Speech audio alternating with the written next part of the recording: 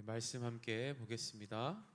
오늘 말씀 시편 119편 9절 말씀입니다. 시편 119편 9절 말씀. 시편 119편은 성경에서 가장 긴 장입니다. 이런 건 알아놓으면 교회 좀 다녔구나 할 겁니다. 시편 119편 9절 말씀. 한 절이니까 우리 한 목소리로 읽어보겠습니다. 집에 있는 친구들도 성경을 꼭 찾아서 읽으시면 좋겠고, 우리 현장에 나온 친구들도 성경 찾아서 우리 함께 읽으면 좋겠습니다. 시편 119편 9절 말씀 우리 한 목소리로 함께 읽습니다. 시작. 청년이 무엇으로 그의 행실을 깨끗하게 하리이까? 주의 말씀만 지킬 따름이니이다. 아멘. 우리 한 번만 더 읽읍시다. 자, 시작. 청년이 무엇으로 그의 행실을 깨끗하게 하리이까? 주의 말씀만 지킬 따름이니이다. 아멘. 자, 우리 이 시간 푸른 샘 찬양대 나와서 준비한 찬양으로 하나님께 영광 올려드리겠습니다.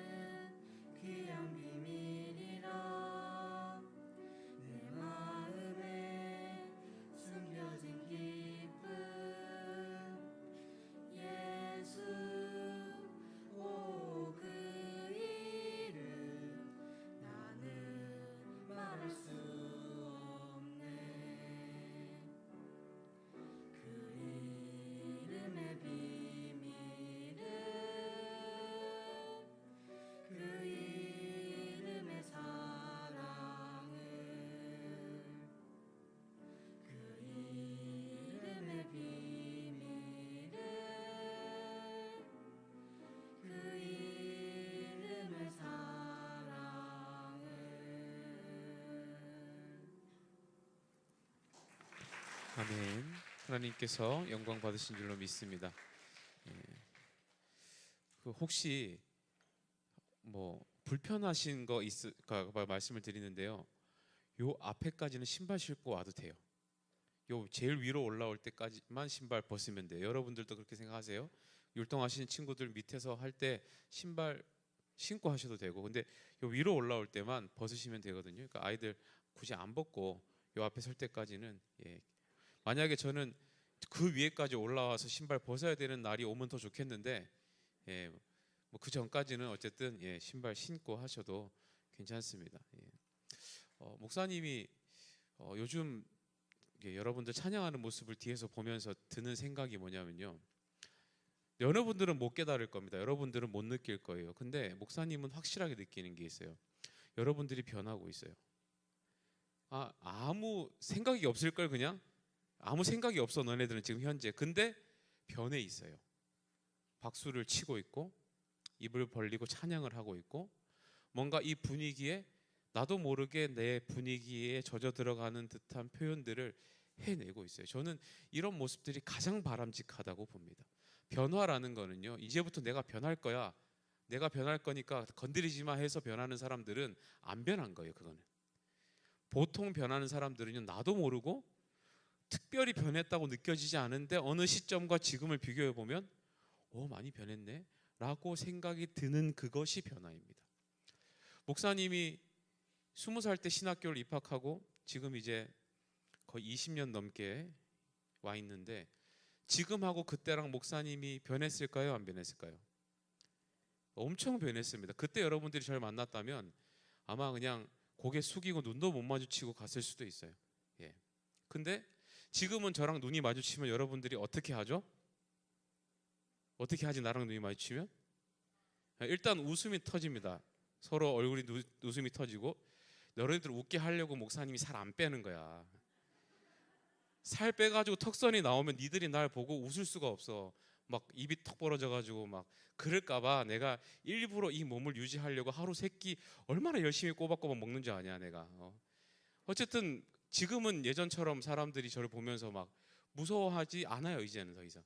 근데 목사님이 안 무서워지려고 막 몸부림을 치며 애를 썼을까요? 그렇게 안 살았어요. 근데 나도 모르게 변한 겁니다. 저도 변해서 이제 여러분들에게 다가오고 싶은 사람이 됐고 다가오고 싶은 사람이 되는 이 변화가 그리스도 안에 변화입니다.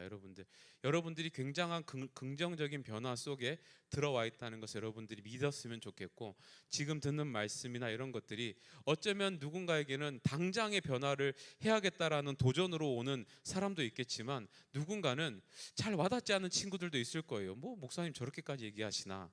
근데 반드시 여러분들 변하게 될 겁니다. 생각이 변할 거고, 마음의 태도가 변할 거고, 또 사회를 보는 눈이 변할 거고, 시대에 저항하는 힘이 생길 거고, 여러분들도 변할 겁니다. 그 변화를 기대하면서 우리가 말씀을 함께 읽으면 좋겠습니다. 자, 시작부터 목사님이 여러분들에게 좀 곤란한 질문을 하고 시작을 하겠습니다. 그리고 솔직하게 대답해야 돼. 솔직하게. 몇 세의 영화까지 봤어요? 몇 세의 영화까지 본 적 있다 나는? 자, 손을 한번 듭시다. 이렇게 질문할게요. 나는 태어나서 한 번도 내 나이에 맞지 않은 영화 같은 건 본 적이 없다. 19세 영화 지금까지 아직 한 번도 안 봤다. 손 한번 들어봅시다. 아니 막 19세 중에 막 너무 야한 거 말고 폭력적인 것도 19가 있을 수 있잖아. 자, 그러면 너도, 자, 손 든 친구들 펜트하우스 봤어 안 봤어? 와, 저런 친구들은 천연기념물 박수 한번 쳐야 돼. 예. 저게 정상이야. 근데 저 친구들 몇 명 빼고 니들 다 펜트하우스 봤지? 펜트하우스 할 때 니들 초딩이었잖아. 근데 봤지, 그지? 예. 그 1회가 19였어요. 1회가. 근데 1회를 안 보면 2회, 3회가 이해가 돼, 안 돼? 어쩔 수 없이 봐야 되지, 그지? 에라이, 그러니까 안 되는 거야. 애초부터 관심을 가지면 안 돼요. 근데 우리는 너무도 쉽게 내 나이는 보면 안 된다고 하는 것들을 봅니다. 예, 봐요, 우리가. 목사님 집에 가면 TV가 있을까 없을까? 야, 또 너무 거룩하게 없다고 생각하지 마세요. 있어요. 저도 TV 보고 삽니다. 목사님 집에는 TV 같은 게 없지 않을까? TV가 있어야 될 자리에 말씀 액자가 걸려 있고, 그렇지 않습니다. 저도 TV가 있어요. 그리고 TV에 인터넷이 연결돼 있을까 안 돼 있을까? IPTV 볼까 안 볼까? 안 봐요. 잘 안 보고 거의 저도 이제 핸드폰으로 보는데, 근데 저희 집에 오시면 특별한 장치가 하나 있어요. 뭐냐 하면 여러분들 집에도 거의 다 있는데, 요즘 IPTV들, 인터넷 TV들은 어떤 기능이 있냐면 시청 연령 제한이라는 게 있습니다. 그래서 저희 집에도 시청 연령 제한을 걸어놨습니다. 몇 살로 걸어놨을까요? 10살? 10살 너무한 거 아니에요? 10살 아무것도 안 나와, 뉴스도 안 나와요. 10살 걸면. 예, 저희 12세로 걸어놨습니다. 왜냐하면 처음에 걸 때 목사님 자녀들 나이가 8살, 10살이었어요. 근데 이제 안 바꿔서 그냥 12세예요. 그러면 여러분 12세 정도 걸어놓잖아요. 그러면 거의 9시 넘어가면서 TV를 틀면 거의 TV가 하나도 안 나옵니다. 비밀번호 누를 때마다 비밀번호 이렇게 나옵니다. 근데 왜 그럴까요? 왜 그렇게 해야 될까요? 사실상 목사님 집은 TV를 거의 안 봅니다. 언제 어떻게 보냐 하면 그냥 그 예능 같은 거 다시 보기로 보통 보든가, 핸드폰으로 목사님 뭐 예를 들면 여러분들 잘 쓰는 뭐 OPP 이런 뭐 넷플릭스 이런 거 화면에 띄워가지고 그냥 그 보고 싶은 것만 딱 보지, 뭐 이렇게 채널 돌려가면서 보는 거 잘 안 봅니다. 근데 왜 이렇게까지 해야 될까요? 목사님이 왜 이렇게까지 목사님 집에 그렇게 해놨을까? 목사님이니까. 그냥 목사님이니까 사람들 앞에 뭔가 그래도 좀 다르다는 걸 보여주고 싶어서 그렇게 했을까요? 그렇지 않습니다. 예. 자, 여러분들 선배 중에 이런 사람들이 있어요. 20살이 되는 1월 1일 12시에 나는 무조건 술집에 간다. 그런 친구 있습니다. 예. 나는 20살이 되는 딱 19를 넘어서는 그 순간 바로 나는 영화관 가서 19 플러스 뭐 이런 거나 영화 본다.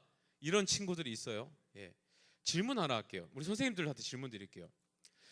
청소년 나이에 보지 말아야 하는, 청소년 이하에 보지 말아야 한다고 하는 걸 20살 때 보면 괜찮습니까? 여러분도 착각하시면 안 돼요.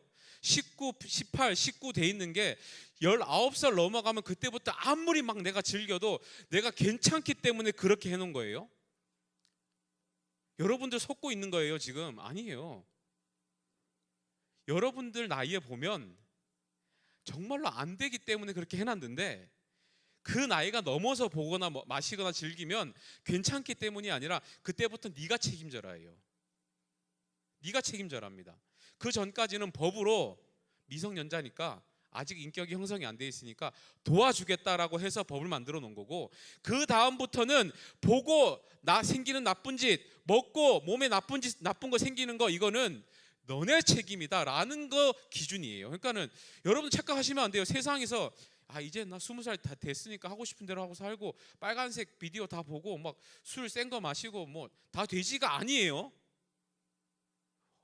애들한테 안 좋은 건 어른들한테도 안 좋은 겁니다, 여러분. 그런데 세상이 착각하게끔 해놨어. 플러스 18 돼 있는 순간 나는 19세 되는 해는 해도 되는 거야 라고 생각하게 만들죠.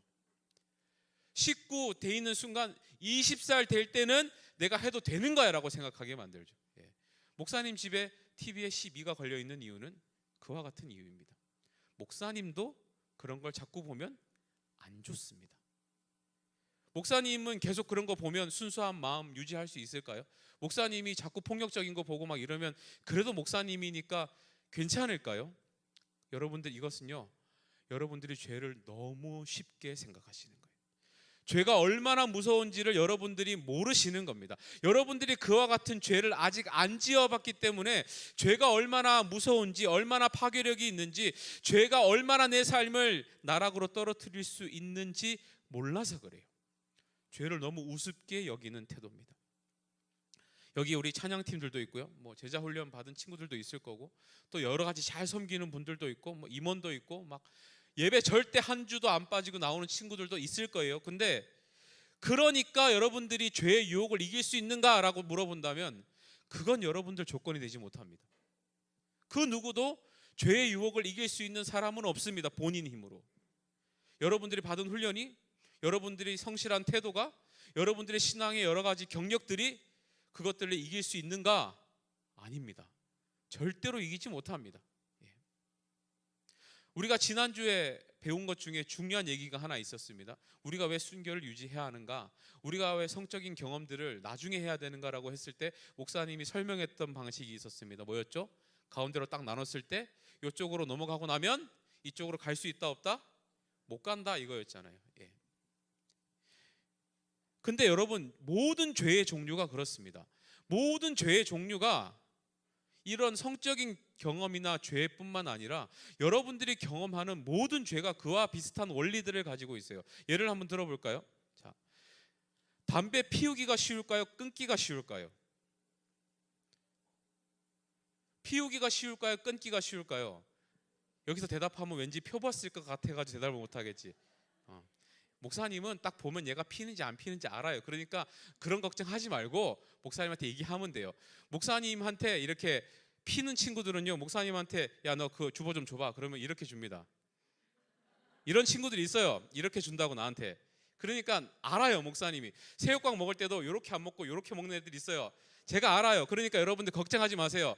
그러니까 여러분들이 피우기가 쉬울지 끊기가 쉬울지 대답할 때 이런 걸로 목사님이 오해하시면 어떡하지, 이런 거 걱정 안 해도 됩니다. 다시 한번 묻습니다. 담배 피우기가 쉬울까요? 끊기가 쉬울까요? 피우기가 훨씬 쉽습니다. 마약 같은 거, 술 배우는 거 시작이 쉬울까요? 끊기가 쉬울까요? 끊는 게 훨씬 어렵습니다. 모든 죄가 그래요. 여러분, 죄를 처음 짓는 게 쉬울까요? 아니면 그 비율이 높을까요? 재범의 비율이 훨씬 높을까요? 재범률이 훨씬 높습니다. 훨씬 높습니다. 왜 그럴까?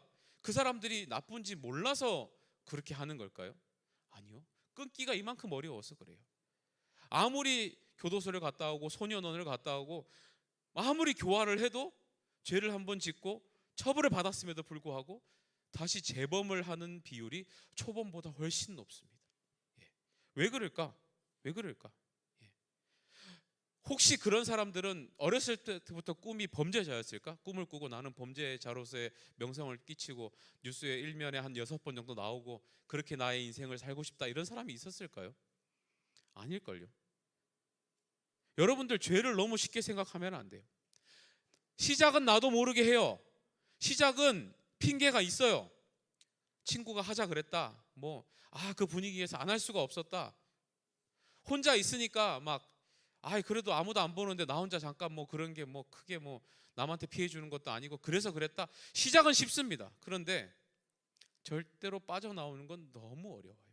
이게 죄예요. 오늘 설교 제목이 뭐죠, 여러분? 주보 한번 보세요. 뭐라고 돼 있죠? 순결에 대한 우리의 착각. 우리가 순결을 지킬 수 있다라고 착각을 한다는 거예요. 우리가 죄를 안 지으면 된다고 생각한다는 거예요. 우리가 하나님 앞에 우리의 순결을 쉽게 지켜낼 수 있다라고 스스로 너무 속단한다는 거예요. 목사님이 왜 설교의 시작부터 이런 죄의 무서움과 죄의 속성에 대해서부터 얘기를 하는가? 여러분들이 순결이라는 것을 지켜내기 위해서는 이 죄의 속성에 대해서 깨닫지 못하면 여러분들이 결코 하나님 앞에 이 순결함을 유지해낼 수 없기 때문에 그렇습니다. 죄의 속성을 모르면 나도 모르게 내가 순결함을 지키고 있다라고 생각을 한다는 거예요. 자, 우리가 어떤 것을 착각하는가? 첫 번째 착각하는 내용이 뭐냐 하면 우리 화면 한번 보여주세요. 우리 함께 있습니다. 읽어봅시다. 보여주세요. 내가 분명히 만들었는데 보여주세요. 물수 사람인 빨리 보여주세요. 수인이 자 지금 못 찾는 것 같아요. 따라합시다. 나는 죄를 쉽게 짓지 않을 것이라는 착각. 우리가 그 착각이 있어요. 나는 죄를 쉽게 짓지 않을 거라는 착각이 있습니다. 자, 여러분 한번 물어봅시다. 지난 한 주간을 돌아볼 때 하나님 앞에 말 못할 죄를 지은 사람 손 한번 들어봅시다. 없을걸요? 없을걸요? 근데 한번 물어볼게요. 그래서 나는 이번 한 주 동안 죄를 하나도 안 지었어요. 손 한번 들어봅시다. 또 없을걸요? 우리가 너무 쉽게 착각을 해요. 죄를 안 지었다라고 생각하긴 좀 그렇지만 그렇다고 해서 내가 하나님 앞에 말 못할 죄를 지은 건 아니라고 쉽게 생각해요. 왜 그렇게 생각할까? 한번 물어봅시다. 사람을 죽이면 천국에 갈 수 있습니까? 없습니까? 사람 죽이면 천국에 갈 수 있어 없어? 아니 회개하고 이런 거 거기까지 가지 말고 은혜까지 가지 말고 사람을 죽이는 죄를 지었어. 그 다음은 하나님이 용서하실 일이고 죄를 지었다고 그러면 천국에 갈 수 있어 없어? 못 가겠지. 자, 그럼 또 물어볼게. 사람 지은 거 죄하고는 비교할 수 없이 조그맣지만 거짓말했어. 천국에 갈 수 있어 없어요? 억울하지 않아? 아니 사람을 죽이는 죄를 지었으면 천국에 못 가는 건 이해가 돼. 근데 조그만 거짓말 하나 했는데 그것 때문에도 못 간다고 하는 건 좀 억울하지 않아요? 그런데 죄가 있으면 천국에 못 가는 건 똑같아요. 그런데 우리 신앙인들이요 쉽게 착각을 합니다. 너무 쉽게 착각해요. 죄를 나는 잘 안 짓는다고 생각합니다. 지어도 쉽게 해결받을 수 있는 작은 죄들만 짓는다고 생각을 해요. 여기 중에 누구 사람 죽이고 이런 사람 없을 거죠. 당연히 없겠지. 있지 않겠지. 있으면 벌써 감옥에 가 있을 테니까 여긴 없겠지. 근데 아까도 말했지만 한 주 동안 그래서 내 죄를 안 지었나라고 물어보면 대답할 수가 없습니다. 왜요? 우리는 수많은 죄들을 짓고 삽니다. 거짓말도 했고요. 또 미워하기도 했고요. 누군가를 정죄하기도 했고요. 이런 것들 하나하나 생각하다 보면 회개할 시간이 모자랄 만큼 사실은 우리 마음의 순간으로 많이 죄를 짓고 살아갑니다. 그런데 더 억울한 게 뭔지 아세요? 죄의 유혹은 예수 믿는 사람한테 많이 찾아올까요? 예수 안 믿는 사람한테 많이 찾아올까요? 왜 그런데요? 왜 믿는 사람한테 더 많이 오는데요? 예수 안 믿는 사람은 유혹하지 않아도 알아서 죄를 짓습니다. 그런데 예수 믿는 사람들은 유혹을 해야만 죄를 짓겠죠. 그러면 예수 안 믿는 사람 건드릴까요? 예수 믿는 사람 건드릴까요? 사탄이 예수 믿는 사람으로 훨씬 더 많이 건드립니다. 여러분들을 훨씬 더 많이 헷갈리게 할 거고, 여러분들을 훨씬 더 죄 가운데로 끌어들이려고 몸부림을 칠 거예요, 사탄이. 그런데 내 스스로가 나는 죄 크게 안 짓고 산다라고 어떻게 스스로 자신해요?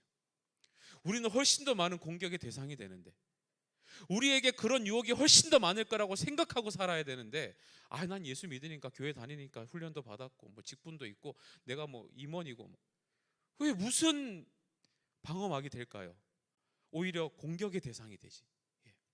데살로니가 5장 22절 말씀 보시면 이렇게 기록합니다. 한번 보여주세요. 같이 읽습니다. 읽어봅시다. 시작. 악은 어떤 모양이라도 버려라. 왜 하나님께서 이렇게 얘기하셨을까? 왜 성경이 이렇게 얘기했을까요? 그냥 근처에도 있지 말라는 거예요. 오죽하면 성경이 악은 그 어떤 모양이라도 버려라, 흉내도 내지 말고 가까이 있지도 말고 근처도 가지 말라고 왜 이렇게까지 얘기할까요? 그만큼 무서워요. 그만큼 우리를 힘들게 합니다. 여러분들이 앞으로 예수를 더 잘 믿고 훨씬 더 신앙이 깊어지고 찬양 할 때 은혜를 훨씬 더 많이 받게 되고, 여러분들이 그렇게 되면요, 여러분들한테 훨씬 더 유혹이 많아집니다. 여러분 그 명심하셔야 돼요. 막 어디 외부 찬양 집회 아까 뭐 간 사람 손 들고 했는데 그런 사람들은 맨날 은혜가 넘칠까요? 아니요. 훨씬 더 유혹이 많을 겁니다. 훨씬 더 유혹이 많을 거예요. 여러분들 명심하고 사셔야 돼요. 그러니까 여러분, 이와 같은 공격들이 너무 쉽게 여러분들 청소년 시대에 들어올 수 있는 통로가 무엇인가 하면 바로 이성교제예요. 그 전까지는 죄도 잘 안 짓고 순수하게 살던 친구들이 이성교제를 시작하면서부터 사랑의 대상이 생기면서 마음에 내가 무게의 중심을 쏟는 사람이 생기면서부터 그 마음의 틈을 사탄이 공격을 하기 시작하는 거예요. 이 이성교제의 상황을 가지고 여러분들을 계속 죄를 짓도록 유혹을 하는 겁니다, 사탄이. 예를 들어 볼까요? 막 토요일 날 예를 들어서 우리가 제자 훈련을 한다고 칩시다. 토요일 날 제자 훈련을 해요. 근데 제자 훈련을 서로 하다 보니까 그 안에서 둘이 눈이 싹 맞아가지고 막 갑자기 썸을 막 타기 시작하고, 나는 알거든, 보면 둘이 썸 타고 있는지. 저는 딱 보면 다 알아요, 둘이 뭐 있구나. 여러분들 선배들한테 물어보세요. 그쪽에서는 목사님 도사라 그래요. 목사님 보고 한번 물어보세요. 다 웬만하면 다 눈치채요.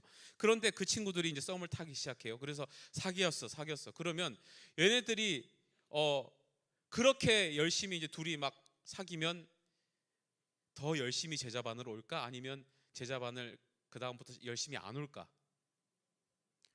제자반을 올까요? 안 올까요? 너네들한테 한번 적용해봐. 니들이 남자친구 여자친구 생기면 토요일날 황금 시간에 목사님하고 훈련받고 그 시간에 교회에 있을 거야? 아니면 나가서 부평 나가서 놀 거야?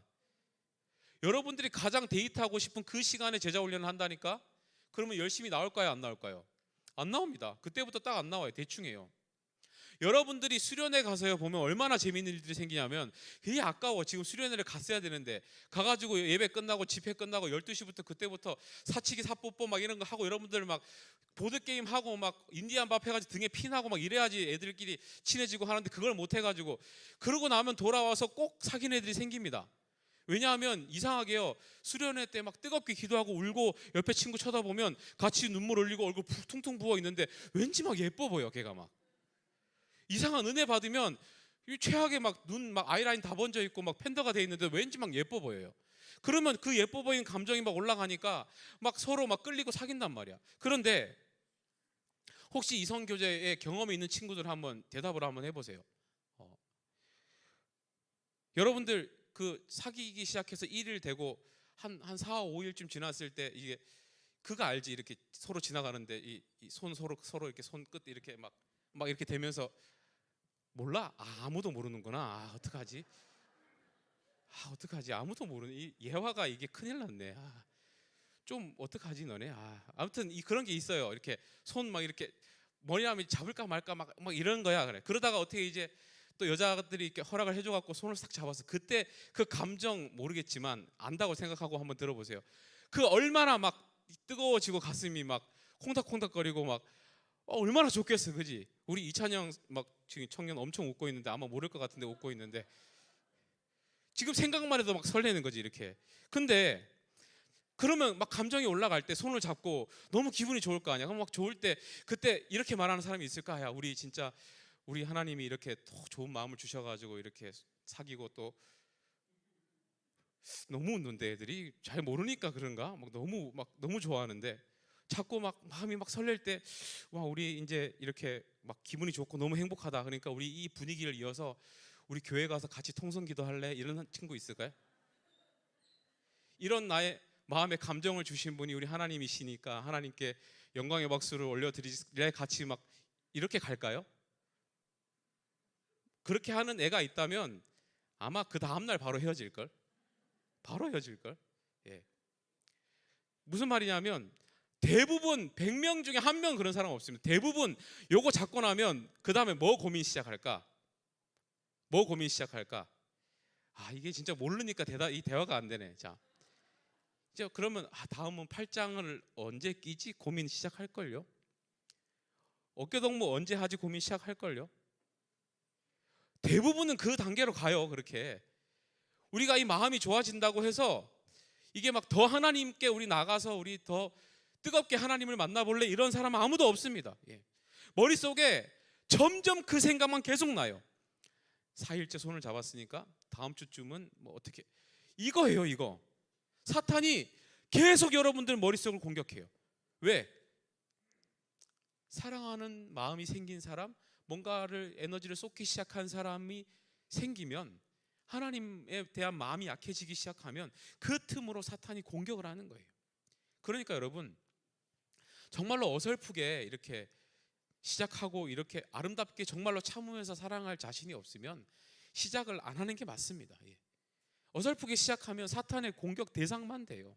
예. 아까도 말했지만 사탄은 하나님 안 믿는 사람들은 건드리지 않습니다. 어차피 어설프게 건드렸다가 그 사람이 하나님 찾으면 더 골치 아파요. 그냥 놔두는 거예요, 그런 사람들은. 그런데 예수님 믿는 사람들은 계속 공격해가지고 계속 어떻게든 하나님으로부터 멀어지게 해야 되니까 그런 방식으로 계속 건드리는 거예요.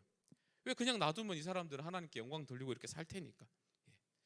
그러니까 여러분들이 아무리 신앙이 좋아도요, 죄를 이렇게 쉽게 생각하면 안 됩니다. 절대로. 내 스스로가 나는 쉽게 죄를 안 지을 거라고 생각하시면 안 돼요. 절대로 안 됩니다. 두 번째 착각이 뭐냐 하면, 따라합시다. 순결은 자연스럽게 된다. 우리가 이렇게 생각해요. 내가 신앙생활 잘하고 교회 잘 다니고 또 우리 부모님이 신앙생활 열심히 하시는 분들이고 믿음의 가정에서 자라나면 나의 순결은 아주 자연스럽게 지켜질 것이다 라고 생각하는 친구들이 있는데, 이거 완전히 착각입니다. 절대 그렇지 않습니다. 뭐가 필요하냐면요, 이 적극적인 의지와 노력이 필요해요. 여러분들이 아까도 말씀드렸지만 우리 세상을 지배하고 있는, 예전에 말씀드린 것, 세상을 지배하고 있는 법칙이 있다고 그랬습니다. 어떤 법칙이에요? 엔트로피 증가의 법칙이 있다고 그랬어요. 뭐예요? 무질서 증가한다 그랬어요. 가만히 있으면 망하는 게 인간 질서예요. 가만히 있으면 낡고 못 쓰게 되는 게 인간의 질서예요. 그런데 가만히 있는데 순결이 유지된다고요? 말도 안 돼요. 여러분들이 적극적으로 애쓰고 노력을 해야 돼요. 예. 특히 우리 여학생들 잘 들으세요. 우리 여학생들 목사님 잘 쳐다보세요. 여러분들이 키를 가지고 있어요. 지난주에 말씀드렸죠. 순결의 키는 여자들이 치고 있다고. 여러분들이 키를 가지고 여러분들만 노력하면 어느 정도는 이 순결을 유지할 수 있는 비결이 있습니다. 뭐냐 하면, 대부분의 스킨십은요, 남녀 사이에 사귀는 사이에 대부분의 스킨십은 여자가 허락해야만 일어날 수 있습니다. 이해 동의되십니까? 여자가 허락하지 않는데 남자가 스킨십을 하면 그건 경찰서에 갈 일이 됩니다. 지금 적어도 우리가 사는 사회는 그래요. 맞죠? 여자가 허락 안 했어요. 근데 남자가 뭘 하면 성추행이 돼요. 그러면 그거는 바로 경찰에 신고하면 철컹철컹 이 수갑 차고 가게 됩니다. 그런데 사귀는 사이에 손을 잡고 그 다음 단계로 이렇게 진행하는 스킨십들이 여자가 허락을 했을 때는 서로 간에 애정 표현이 됩니다. 그렇죠? 그러면 이 순결을 지킬 수 있는 단계 수준을 유지할 수 있는 키는 누가 가지고 있는 거야? 여자들이 가지고 있어요. 그러니까 여러분들이 더 신앙적으로 잘 서고 하나님 말씀의 기준을 잘 가지고 있으면 어느 정도 남자들은 통제가 된다는 거예요. 왜냐하면 그걸 넘어서는 순간 남자들에게는 이게 약간 폭력이 되니까요. 이해가 됩니까? 무슨 말인지? 그러니까 왜냐면 뭐냐 하면요, 이 대부분의 남자들은요 좀 이렇게 좀 복잡하지 않습니다. 여러분들 남자들이 막 복잡할 것 같은데 복잡하지 않습니다. 남자는 굉장히 단순해요. 그러니까 뭔가 이렇게 순간 자극이 오거나 충동이 오면 크게 고민하면서 하는 스타일들이 아니에요, 남자들은. 그러니까 여러분 이게 만약에 이 그 순간적인 충동이나 이 제안에 여자들이 오케이를 하면 절대로 서로 다 순결을 지킬 수가 없다는 거예요. 예. 특히 우리 여학생들 중에 교제를 할 때 남자들이 스킨십을 허락을 안 해줘서 헤어질 것 같은 막 그런 전략을 쓰는 친구들이 생기면 바로 목사님한테 전화를 하세요. 그럼 목사님은 이렇게 얘기할 거예요. 바로 차 이렇게 얘기할 거예요. 헤어지는 겁니다. 순수한 사랑하기 때문에 거짓말하지 말라 그러세요. 예. 남자들 미안해. 그런 꿈을 꾸고 있었던 친구들이 있다면 진짜 미안해. 그런 전략은 이미 나에게 의해서 노출되었고 파괴되었다. 다른 전략을 쓰시기 바랍니다. 예. 사랑하니까 다 된다? 없습니다. 그런 거. 남자들 이제 그 전략 쓰지 마. 알았지?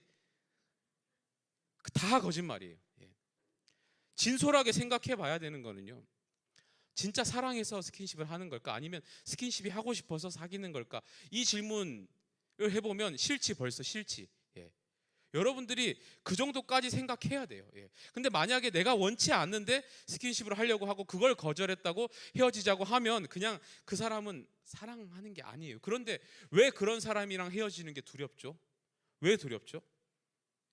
여자들 한번 대답해 보세요. 나를 그렇게밖에 생각하지 못하는 사람인데 그 사람을 발로 차는 게 왜 두렵죠? 이미 여러분들의 마음도 순결을 잃어가고 있는 거예요. 나를 진짜로 사랑해 주지 않는 사람이 그 요구하는 것을 들어주지 않았다고 내 마음이 힘든 거는요, 이미 여러분들이 마음으로서는 순결을 잃어가고 있다는 증거예요.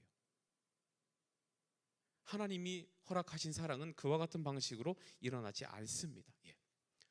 잘 생각합시오. 여러분들 나중에 여자친구들도 마찬가지, 남자애들도 마찬가지, 정말 이 마음에 이 사람과 평생 하겠다는 확신이 들지 않으면 스킨십은 하시면 안 됩니다. 그럼 바로 이제 질문이 들 거야. 그럼 목사님, 사귈 때 어느 정도까지만 스킨십을 하는 게 가능한가요? 라는 질문이 바로 들어야지. 그지? 손 들지 않아도 너네들이 벌써 눈이 아까보다 한 1.5배 커졌거든. 이 질문을 내가 하니까. 이제 이 내용은 다음 주에. 죽겠지, 미치겠지. 다음 주에 또 오고 싶지. 집에 있는 친구들도 막 이제 오고 싶을 걸. 예, 다음 주에. 세 번째 착각이 뭐냐 하면, 나는 충분히 순결하게 살 수 있다라고 착각을 해요. 그러니까 이거 아까보다 훨씬 더 적극적인 개념인데, 나는 순결이 자연스럽게 된다가 아니라 애써야 된다 그랬잖아요. 그런데 막상 그렇게 노력하고 애쓰고 살아가다 보면 여러분들이 깨닫는 게 있는데 뭐냐 하면, 잘 안 돼요. 내 노력만으로는 잘 안 돼요. 될 것 같거든, 해보면. 근데 잘 안 돼요. 예. 그거조차도 충분한 방어막이 되지 못합니다. 예. 우리 노력에 한계가 있어요. 예를 들어서, 자, 우리 수련회가 끝났어. 너무 큰 은혜를 받았어. 수련회 때 막 울면서 기도도 했어. 나 이제 하나님 뜻대로 살겠다. 막 그리고 막 큰 은혜를 받은 우리, 뭐 착각하지 말고 우리 이제 예화입니다. 우리 고명진, 뭐 예를 들어서 우리 명진이 엄청 은혜 받아가지고 막 이제 내가 주를 위해서 살겠다 그러고 이제 집에 가면 열심히 공부도 하고 막 열심히 막 드럼 연습도 하고, 막 고명진이 저 드럼 치는 형이야, 알았지? 예. 근데 그렇게 생각하고 집에를 갔어. 그런데 집에를 딱 가는데 엄마 아빠가 시골 가신대. 3일 정도 빈대. 3일 정도 나 혼자 있는데 뭐 할까? 명진이 뭐 할 거야? 대답 안 해도 알아요. 예, 컴퓨터로 하는 뭐 그거 하겠지 뭐. 예. 예. 이게요, 여러분, 스스로 통제하는 게 진짜 어려워요. 내가 좀 전에 은혜를 그렇게 받고 뭔가 누구도 그 죄를 지어도 모를 것 같은 상황이 딱 벌어지면 우리는 은혜를 선택하기보다 죄를 짓는 편을 선택하는 본성들이 다 있어요. 참 심각한 통계가 있는데요. 미국에서 1년에 임신하는 청소년들이 75만 명입니다. 미국에서. 이거는 2010년 정도 됐던 통계예요. 그 중에 크리스찬이 없을까요? 분명히 있습니다. 분명히 있어요. 더 심각한 통계는 뭐냐면 찾아봤는데 한국에 연간 낙태하는 건수가 몇 건인지 아세요? 몇 건인지 아세요? 2017년도 통계로 35만 건이랍니다. 근데 어떤 데서는 3배로 봐요. 하루에 3,000명씩 110만 건 정도로 보기도 합니다. 어떤 기관에서는 최근에 이제 낙태법이 통과가 되고 이제는 뭐 낙태하는 거 어느 정도 안에서는 괜찮다라고 지금 이제 막 그런 법들이 정해지려고 하는데 110만 건으로 보기도 합니다. 그런데 여러분 잘 안 와닿지? 2017년 신생아 수가 몇 명인 줄 아세요? 우리나라 35만 명이었습니다. 태어나는 만큼 죽어요. 지금 실제로 태어나는 것보다 3배 더 죽을 수도 있어요. 그 중에 기독교인은 없을까요? 기독교인은 없을까요? 인구 수가 주는 게 문제가 아니라 지금 우리 인구가 줄고 있다 그러거든요. 자꾸 어른들은 많아지고 신생아들은 적어진다고 하는데 진짜 아기를 안 낳는 걸까요? 아닐걸요. 아기를 안 가지는 게 아니에요. 아기를 안 가지는 게 아니라니까요. 쾌락을 즐기다가 원치 않는 임신을 해서 죽어가는 아이들이 많은 거예요. 스스로 이겨낼 수 있다고 생각을 하는 것 자체가 안 된다는 게 이 증거입니다. 그러면 우리가 어떻게 이길 수 있는가? 우리가 어떻게 하면 이 순결을 지켜낼 수 있는가? 오늘 말씀의 비결이 있어요. 우리 시편 119편 9절 말씀 함께 다시 한번 읽어봅시다. 함께 읽습니다. 시작. 청년이 무엇으로 그의 행실을 깨끗하게 하리이까? 주의 말씀만 지킬 따름이니이다. 여기서 청년은 누굴까요? 청년은 여러분들을 얘기합니다. 왜냐하면 구약의 그 시대는 청소년이라는 개념이 없었습니다. 청소년의 개념이 없었기 때문에 여기서 말하는 청년은 대략 10대에서 20대 초반까지의 사람들을 얘기하는 겁니다. 그 사람들의 삶이 어떻게 하면 깨끗해질 수 있는가, 어떻게 하면 성결해질 수 있는가, 어떻게 하면 순결할 수 있는가를 성경이 알려주는데요. 그 유일한 방법이 무엇이라고 얘기하냐면 뭐라고 얘기합니까? 주의 말씀을 지키면 된다라고 얘기를 합니다. 네. 우리가 순결하게 살아갈 수 있는 비결은요, 하나님 말씀 지키면서 사는 것밖에 없습니다. 여러분들이 제자 훈련하고 큐티 성경 읽고 열심히 신앙생활하고 교회 나오는 거 절대로 빠지지 말고 교회 한번 나오는 거 쉽게 생각하지 말고 예배 드리면서 듣는 이 말씀 이게 정말 하나님의 말씀이라고 생각하고 그대로 살려고 몸부림치면서 살아가지 않으면 우리 마음의 순결함을 지킬 수 없다는 거예요. 여러분들이 한번 드리는 이 예배가 여러분들을 순결하게 살아갈 수 있게 지켜주는 통로가 된다는 거예요. 여러분들 그러니까 예배랑 다른 걸 바꾸지 좀 마세요. 특히 시험 기간에 여러분들 예배 한번 오는 거, 뭐 학원 가는 거, 시험 기간 바꾸지 마세요. 바꿀 가치가 있는 것만 바꾸는 겁니다. 원래 가치가 있는 것만 바꾸는 거라고요. 아무리 이 물이 맛있어도 금반지랑 바꾼다고 했을 때 바꿀 사람 아무도 없습니다. 왜? 가치가 안 맞으면 안 바꾸는 거예요. 바꾸는 것은 가치가 맞을 때 바꾸는 거예요. 여러분들이 예배랑 다른 걸 바꾸려면 그만한 가치가 있는 걸로 바꾸세요. 그런데 학원 가는 게 예배랑 가치가 맞나요? 그걸 뭐라고 얘기하면 불공정 거래라고 합니다. 하나님이 안 좋아하실 거예요. 안 좋아하실 거예요. 우리가 말씀을 가까이 하면요, 하나님을 가까이 하면 어떤 일들이 벌어지냐면 하나님의 말씀이 기준에 서면 여러분들 그때부터 양심이 찔리게 됩니다. 하나님의 말씀에 벗어나면 양심이 찔리면 내가 하려고 해도 잘 안 돼요. 사람이 양심이 찔리기 시작하면 그러면 그때부터 뭐가 생기냐면 내가 해야 할 일과 하지 말아야 할 일에 대한 구분이 생기기 시작해요. 그러면 하지 말아야 될 일은 안 하면 되는 거예요. 여러분들이 왜 죄를 지을까요? 하지 말아야 될지 모르니까 죄를 지어요. 그리고 옆에서 보니까 하면 안 될 것 같은데 하는 사람들이 있으니까 죄를 지어요. 기준이 뭐예요? 옆에 사람들이 기준이니까 따라하는 겁니다. 여러분들이 하나님의 말씀을 기준으로 세우면 하나님이 하지 말라 그래서 안 했는데 뭐가 억울합니까? 하나님이 하지 말라 그래서 내가 안 했는데 뭐가 억울해요? 여러분들 우리 이렇게 살아야 돼요. 만약에 내가 아무리 친한 친구라도 같이 죄 짓는 걸 권하는 사람이 있다면 멀리 하세요. 멀리 하세요. 목사님도 그런 친구들 꽤 있었습니다. 꽤 있었어요. 옆에 학교랑 패싸움 가는데 같이 가재요. 나 싸움도 못하는데 왜 머릿수가 많아야 된대요. 우리 학교가 밀리면 안 돼. 갔을까요? 안 갔을까요? 갔을까요? 안 갔을까요? 못 갔습니다. 그때 무슨 선생님이 부르셔가지고 못 갔는데, 못 가고 나서 친구들한테 이렇게 얘기했어요. 미안하다 그랬어요. 패싸움 못 갔다고 미안하다 그랬다니까요. 쉬울까요? 어렵습니다. 나랑 친한 친구가 죄 짓는 자리 같이 가자 그러면 그러지 말라라고 말하기가 너무 어려워요. 여러분들, 그래서 우리가 순결한 삶을 유지할 수 있는 비결, 두 번째 비결이 뭐냐 하면 주변에 믿음의 친구들을 많이 사귀셔야 돼요. 말씀을 지키며 살아가는 것도 너무 중요한데, 여러분들이 하나님의 말씀대로 살아간다는 게 뭘로 나타나냐면 내 주변에 믿음의 친구들이 많아지는 것으로 나타나요. 계속. 그러니까 여러분들 지금 한번 옆에 보세요. 다 믿음의 친구들이잖아. 근데 연애도 초등학교 때부터 지금 한 10년 이상 본 친구들인데 전화번호도 서로 모를걸?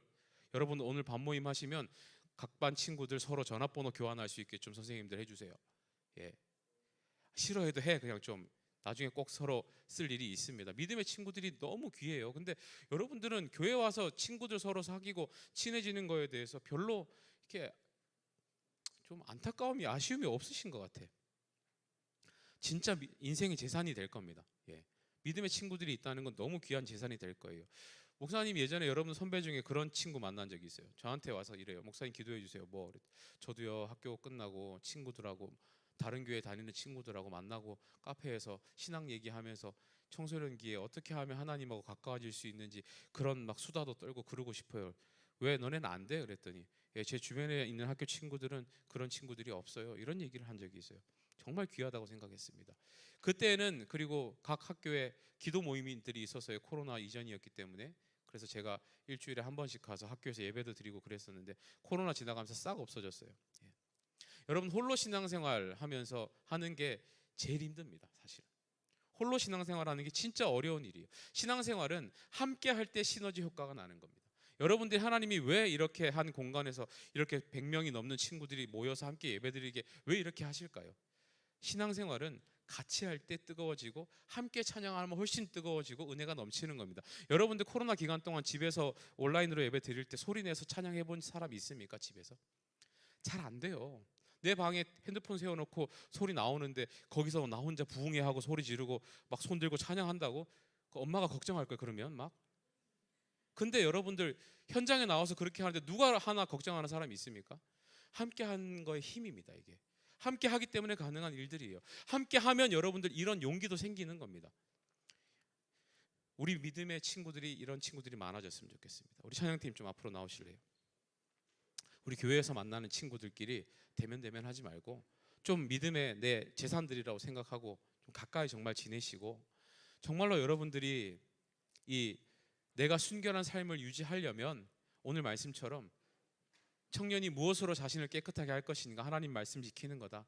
여러분들 하나님의 말씀을 서로 잘 지키는 그 결단과 또 서로 함께 만나게 하는 믿음의 동력자들과 친구들과 함께 정말로 우리 함께 하나님의 말씀을 잘 지켜나가고 이루어 나가자라고 여러분들 그 고민 같이 하시면 분명히 하나님께서 여러분들의 삶을 그대로 받으시는 순결한 삶이 일어날 겁니다. 극적인 변화는 아니에요. 초반에 말씀드렸지만 서서히 변할 겁니다. 서서히 하나님이 계시기에 좋은 곳으로, 편안한 곳으로, 나 네 안에 있는 것이 너무 편하다라고 말씀하시는 그 일들이 분명히 일어날 거예요. 여러분들 그 꿈을 함께 꾸시면 좋겠습니다.